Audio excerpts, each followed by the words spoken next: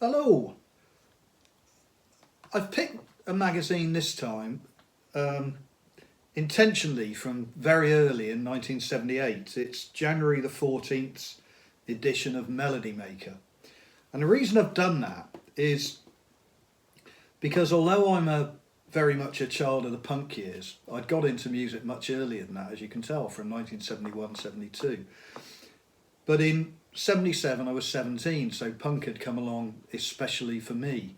But it's often said that punk died at the end of 1977, and people will argue to hell and back that it didn't. But I think there's probably some truth in that from a commercial aspect. And although I've not really looked in this paper, we'll have a look through it and see how it looks compared to a similar paper maybe 6 months earlier. So on the cover, we've got Pistols Shock the USA. And this was when the Pistols first went over to America to play. And we all know what happened at the end of that tour. They fell apart in a very acrimonious fashion, and before long Sid was dead, and it was just a complete car crash. But this was when they first went over there. Britain's punk rock band, the Sex Pistols, makes its American debut in a shopping centre music hall. At left is Sid Vicious on bass, centre is lead singer Johnny Rotten, and right is lead guitarist Steve Jones. There we go. And you'll notice at the top of that page is McCartney's Mull - It's a Record. Mull of Kintyre, Wings' first #1, is all set to be the first single ever to top 2 million sales in Britain, making it the country's best-selling and fastest-selling single ever. And there's the two ends of the spectrum, isn't there? The Pistols and Mull of Kintyre. Now, I've always said about Mull, I'm a great fan of Paul McCartney. When it comes to the Beatles, you're either a Paul man or a John man, and I've always been a Paul man. But Mull of Kintyre, just forget about it. However, I've always said that if he'd never recorded Mull of Kintyre, I think he'd have been as revered as John Lennon is. But there we go. But anyway, two ends of the spectrum. Next page. The charts are no longer on page 2. Well, that's thrown me. Page 3, we've got a full page review of the Pistols in America. Pistols rock the rednecks. And then we've got the Raver below, which is the sort of gossip comedy column, as we've said before. Latest lunacy from the new wave is an EP by Raped called Pretty Paedophiles on the Parole label. Now, yeah, it was all about shocking. But they're actually a pretty good band. Went on to be called Cuddly Toys. Sean Purcell, the singer, was hugely influenced by Bowie, and their songs were very Bowie-esque, but there's a classic case of a misguided attempt to be controversial. The news page. British tour for the Hot Rods. Bowie narrates Peter. That's Bowie narrating Prokofiev's Peter and the Wolf. Rush back in action soon, but very little punk on this page.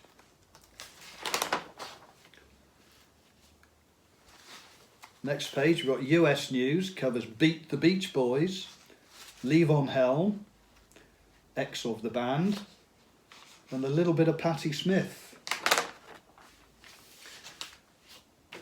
A half-page ad for Jenny Darren, Catch the Rising Star of British rock. Who the hell is Jenny Darren? Who the hell is Jenny Darren? The Rising Star. Sheer Ecstasy. Slightly punky, new wavy. The Last Poets, there's an interesting one for 1978. The Last Poets are a legend. They burst onto the scene in the late 60s with a series of startlingly original and utterly uncompromising albums that broke completely new ground for black American music. And they did. No Last Poets, no rap as we know it really, it's got to be said. Hugely important band, hugely.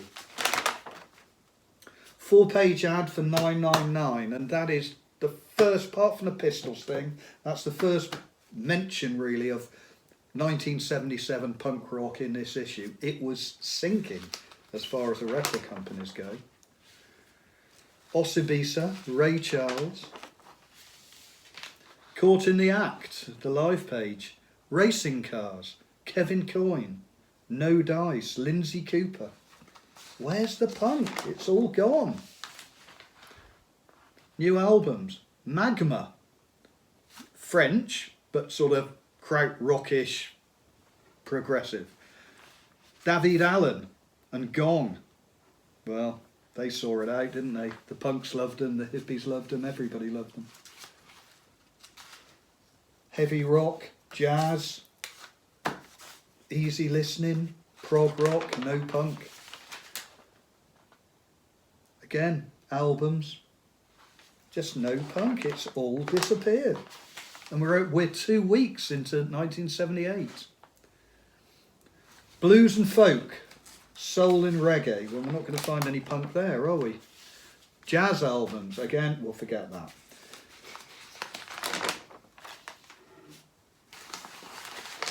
Will America strangle Britain's new wave? So, bit of a talk about punk, but it's now being called new wave, and there's most definitely a crossover to the mainstream.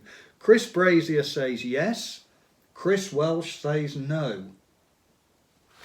Would be interesting to go into it deeper, but we won't, and it's all about opinions anyway. And oh, look at me, the charts are in the middle. There we go. Number 1 is Mull of Kintyre, unsurprisingly. And let's have another look for some punk. I'm sorry to make this all about punk, but it is quite interesting that we're 1 week into 78 and there's no punk. Top 10, Wings, Donna Summer, Bonnie Tyler, Brighouse and Rastrick Band with the Floral Dance, the Bee Gees, Crystal Gale, David Soul, Ruby Winters, Chic, and coming in at number 10 as a new entry, the wonderful Uptown Top ranking by Althea and Donna. But we can go all the way down to the top 30 records. We've got Mary of the Fourth Form by the Boomtown Rats, an Egyptian Reggae by Jonathan Richman, I should say, and nothing else remotely punk. You won't find it in the US singles. It's remarkable. Top 30 albums, number 1 is The Sound of Bread, number 2 is Disco Fever, and number 3 is Feelings, various artists. Very, very bland.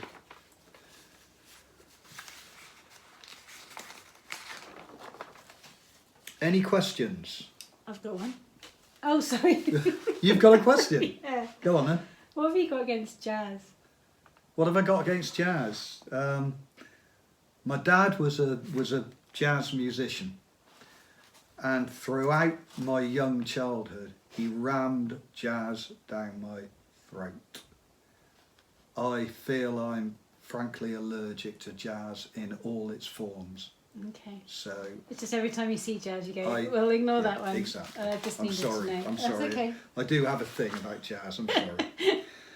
Anyway, any questions? The first question from Phil Thornley of Tildesley in Manchester is, what type of strings and amplifiers does Jean-Jacques Bonnel of the Stranglers use? So they are interested. But then you go on to the next question, which is from B. Foscolo of Barry Glamorgan. Could you ask John Heisman if the sticks he uses can be obtained, and is the music from his latest album available? So we go from Jean-Jacques Bonnel of the Stranglers to John Heisman of bloody Colosseum. Yeah, come on, let's be a bit more dangerous. It's only 1978. Full page on Nazareth. Nothing against that, that's okay. Jazz scene. Then we got a page of t-shirts, posters and all nonsense like this. And again, it's interesting to look across all of this. And I can tell you that we've got Leonard Skinner, Genesis, Elvis, Wings, Floyd, Lord of the Rings, Tom Robinson Band, punkish I suppose, Status Quo. There is a Damn t-shirt available. There's a Hawkwind t-shirt available. We'll have some of that. But again, Not a lot. It seemed to have just disappeared overnight. Jazz scene. Jazz news, sorry. Posters. What have we got poster-wise? I remember that one. Puke. A cartoon character throwing up. That was shocking to your parents. Folk page. Ewan McCall and Peggy Seeger. Entertainment guide. Let's see what punk bands were playing in and around the country then. Sham 69 with Menace, the Speedometers and Master Switch. Master Switch were an interesting one. They seem to be staple support bands at the Roxy Club, but no one seems to know much about them. Then we've got Rock Night. It's just all rock bands. Sore Throat, punkish.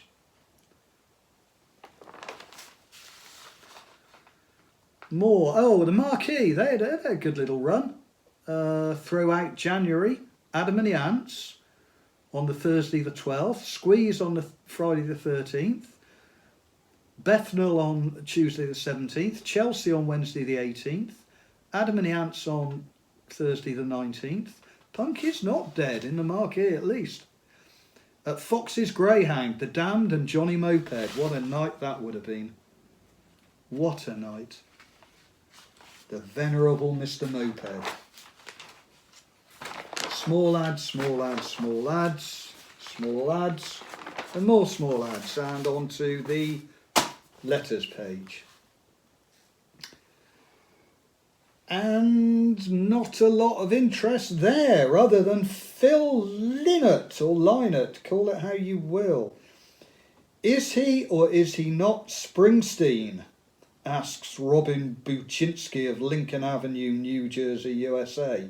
And it appears that there's obviously been a bit of an argument within the letters page over previous weeks about who is best, Phil Lynott or Bruce Springsteen. Lizzie are no fly-by-night band. They will stereotype Phil, rip him to pieces, but there's no way they can do it. He is an original and everyone is afraid to admit it. Are there any massacres in Asbury Park? Of course not. The only thing Philip and Bruce have in common are leather jackets. Well, I'm guessing that the only reason they've been compared is because they both clearly shared a massive love of Van Morrison. But I've got to say, I agree with Mr. Buczynski here, because there wasn't a lot really in common. They were both good artists, both memorable songs in the 70s. I like Thin Lizzy very, very much. I'm not the biggest fan of Springsteen, but I don't see what the argument's about. Both good. Anyway, we'll leave it at that. Oh, there's an advert for Camp Africa, Morocco. What do you want on holiday? Sun, sea, sand? Of course, what else? Freedom. Everyone at Camp Africa is your age, 18 to 30. No grannies or kids. No bloody good for me then, is it?